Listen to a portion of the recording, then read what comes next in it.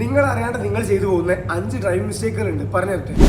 നമ്മൾ ചുരമൊക്കെ ഇറങ്ങുമ്പോൾ ന്യൂട്രൽ ഇട്ടിട്ട് റൺ ചെയ്യും. സത്യം പറഞ്ഞാൽ ഫ്യൂൽ ലാഭിക്കാൻ വേണ്ടി ചെയ്യുന്നത്. പക്ഷേ ഫ്യൂൽ ലാഭിക്കാനും പറ്റില്ല, കൺട്രോളും പോകും, എഞ്ചിൻ സേഫ്റ്റിയും പോകും. അടുത്തൊരു ഇമ്പോർട്ടൻ്റ് ആയിട്ടുള്ള കാര്യം, ക്ലച്ചിന്റെ മുകളിൽ എപ്പോഴും കാൽ റെസ്റ്റ് ചെയ്തുകൊണ്ട് വണ്ടി ഓടിക്കുന്നത്. അത് ക്ലച്ചിന്റെ ലൈഫ് തന്നെ കുറയ്ക്കും.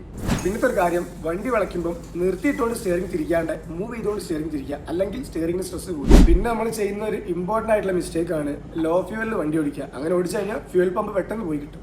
ഓട്ടോമാറ്റിക് കാറുകളിൽ കാർ കംപ്ലീറ്റ്ലി സ്റ്റോപ്പ് ചെയ്യുന്നതിന് മുന്നേ തിരക്കിട്ട് പാർക്കിങ്ങിലേക്ക് ഷിഫ്റ്റ് ചെയ്യുന്ന ഒരു സംഭവമുണ്ട്. അത് ഗിയർ ബോക്സ് പണിയാക്കും. ഇതൊക്കെ ചെറിയ മിസ്റ്റേക്സ് ആണ്, പക്ഷെ വലിയൊരു സർവീസ് ബില്ല് ലാഭിക്കാം.